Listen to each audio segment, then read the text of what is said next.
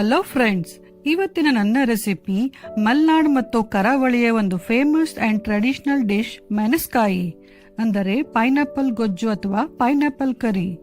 ಇದು ಒಂದು ಹಬ್ಬದ ಟೈಮಲ್ಲಿ ಮಾಡುವಂತಹ ವಿಶೇಷ ಕರಿ. ಇದನ್ನು ಕುಚಲಕ್ಕಿ, ಇಡ್ಲಿ, ಅನ್ನ, ದೋಸೆ ಜೊತೆ ತಿಂತಾರೆ. ಈ ವಿಡಿಯೋ ಇಷ್ಟ ಆದರೆ ವಿಡಿಯೋ ಕೆಳಗಡೆ ಇರುವ ಲೈಕ್ ಬಟನ್ ಅನ್ನು ಪ್ರೆಸ್ ಮಾಡಿ. ನನ್ನ ಹೊಸ ವಿಡಿಯೋ ನೋಟಿಫಿಕೇಶನ್ಗಾಗಿ ಬೆಲ್ ಐಕನ್ ಅನ್ನು ಪ್ರೆಸ್ ಮಾಡಿ ಮತ್ತು ನನ್ನ ಚಾನೆಲ್ ಪಾಕಶೃಂಗಾರವನ್ನು ಸಬ್ಸ್ಕ್ರೈಬ್ ಮಾಡೋದು ಮಾತ್ರ ಮರಿಬೇಡಿ.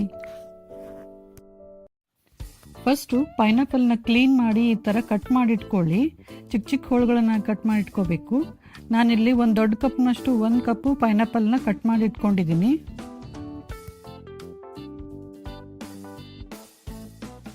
ನೆಕ್ಸ್ಟ್ ನೀವು ಯಾವ ಪಾತ್ರೆಯಲ್ಲಿ ಗೊಜ್ಜು ಮಾಡ್ತೀರಾ ಪೈನಾಪಲ್ ಗೊಜ್ಜನ್ನ, ಆ ಪಾತ್ರೆಯಲ್ಲಿ ಫಸ್ಟ್ ಕಟ್ ಮಾಡಿದ ಪೈನಾಪಲ್ ಹಾಕಿ, ನಂತರ ಸ್ವಲ್ಪ ಉಪ್ಪು ಹಾಕಿ, ಬೆಲ್ಲ ಹಾಕಿ, ಆಮೇಲೆ ಪೈನಾಪಲ್ ಮುಳುಗುವಷ್ಟು ನೀರು ಹಾಕಿ ಇದನ್ನು ಕುದಿಯಲಿಡಬೇಕು. ಸ್ವಲ್ಪ ಕುದಿಬೇಕಿದು. ಇಲ್ಲಿ ಒಂದು ಗಮನ ಕೊಡೋ ವಿಷಯ ಅಂತಂದ್ರೆ, ಬೆಲ್ಲ ಮತ್ತೆ ಹುಣಸೆಯನ್ನು ನಿಮ್ಮ ಪೈನಾಪಲ್ ಹೇಗಿರುತ್ತೆ, ನೀವು ಯೂಸ್ ಮಾಡೋ ಪೈನಾಪಲ್ ಅದ್ರ ಮೇಲೆ ಡಿಪೆಂಡ್ ಆಗಿರುತ್ತೆ. ನಿಮ್ಮ ಪೈನಾಪಲ್ ಹುಳಿ ಇದ್ರೆ ಸ್ವಲ್ಪ ಬೆಲ್ಲ ಜಾಸ್ತಿ ಹಾಕಿ, ನಿಮ್ಮ ಪೈನಾಪಲ್ ಸ್ವೀಟ್ ಇದ್ರೆ ಹುಳಿ ಸ್ವಲ್ಪ ಜಾಸ್ತಿ ಹಾಕಿ. ಈ ಪೈನಾಪಲ್ ಗೊಜ್ಜು ಸ್ವಲ್ಪ ಹುಳಿ ಸ್ವಲ್ಪ ಸ್ವೀಟ್ ಇರುತ್ತೆ ಟೇಸ್ಟ್. ನೆಕ್ಸ್ಟ್ ನಾವೀಗ ಪೈನಾಪಲ್ ಗೊಜ್ಜಿಗೆ ಮಸಾಲೆ ರೆಡಿ ಮಾಡ್ಕೊಳ್ಳೋಣ. ಮಸಾಲೆ ರುಬ್ಬಕ್ಕೆಲ್ಲ ಮಸಾಲೆ ಏನ್ ಬೇಕು ಅಂತ ನೋಡೋಣ.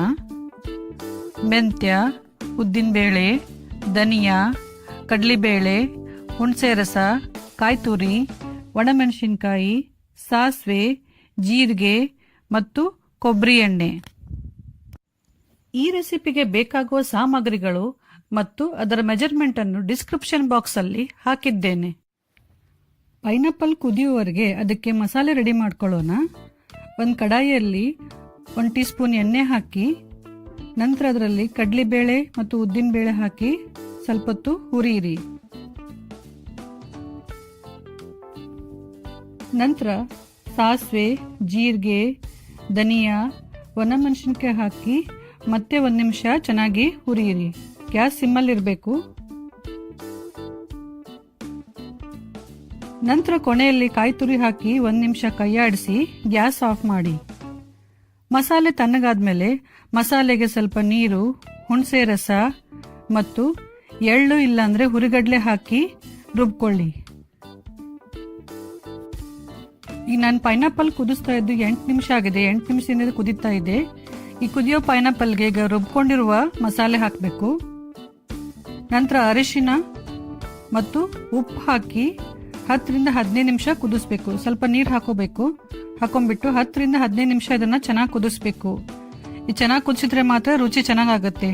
ಪೈನಾಪಲ್ ಎಲ್ಲ ಮಸಾಲೆನ ಹೀರ್ಕೋಬೇಕು, ಅಲ್ಲಿವರೆಗೂ ಚೆನ್ನಾಗಿ ಕುದಿಸ್ಬೇಕು.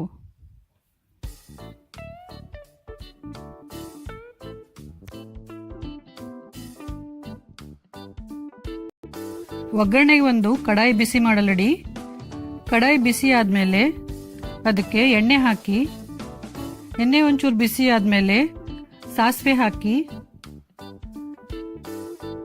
ಸಾಸಿವೆ ಚಟ್ಚಟ ಅಂದ್ಮೇಲೆ ಕರಿಬೇವು ಹಾಕಿ,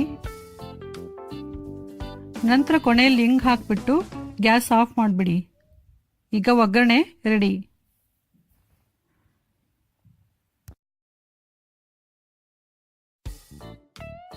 ಒಗ್ಗರಣೆ ರೆಡಿ ಮಾಡ್ಕೊಂಡ್ಮೇಲೆ ಪೈನಾಪಲ್ ಕುದ್ದಿದೆ ಇಲ್ಲ ಅಂತ ಚೆಕ್ ಮಾಡಿ, ಕುದ್ದಿದ್ರೆ ಈ ರೆಡಿ ಮಾಡಿರೋ ಒಗ್ಗರಣೆಯನ್ನು ಅದಕ್ಕೆ ಹಾಕ್ಬಿಟ್ಟು ಚೆನ್ನಾಗಿ ಮಿಕ್ಸ್ ಮಾಡಿ ಮುಚ್ಚಿಟ್ಬಿಡಿ 5 ನಿಮಿಷ.